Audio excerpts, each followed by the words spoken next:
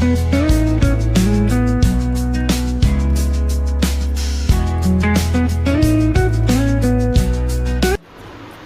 આપણે ફરાળમાં સુરણની સબ્જી બનાવીએ છીએ.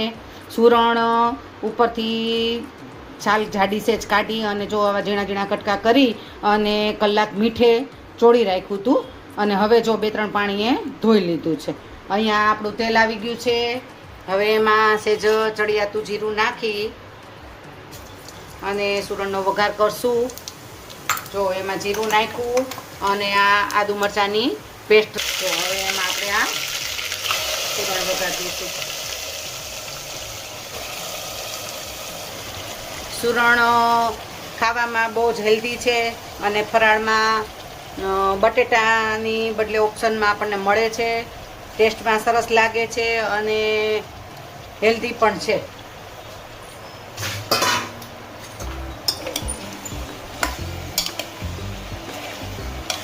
જો હવે આમાં કોઈ લીંબુ ગળાશ જો કોઈને ભાવતી હોય તો એ રીતે નાખી શકાય છે. પણ હું આદુ મરચાં જીરું અને મીઠું એટલું જ નાખું છું. અને મીઠું નાખવામાં આપણે થોડું ધ્યાન રાખવું પડે કારણ કે આપણે મીઠાથી ચોળેલું હતું એટલે સહેજ ટેસ્ટ કરીને પછી જ મીઠું જોતું ઉમેરવાનું, એ ધ્યાન રાખવાનું ખાસ. હવે એને આપણે 3 વિસલ વગાડી લેશું. 3 વિસલ વગાડીએ ને એટલે એકદમ ગળી જાય સુરણ અને એ ગળેલું સુરણ ખાવામાં બહુ જ સરસ લાગે છે. હવે આમાં થોડુંક પાણી અડધા ગ્લાસ જેવું નાખી અને આપણે એને 3 વિસલ વગાડી લેશું. જો આપણું સુરણનું શાક બનીને રેડી થઈ ગયું છે.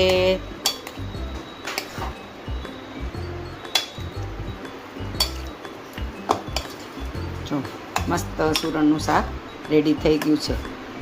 એકદમ સુરણ ગળી ગયું છે. જો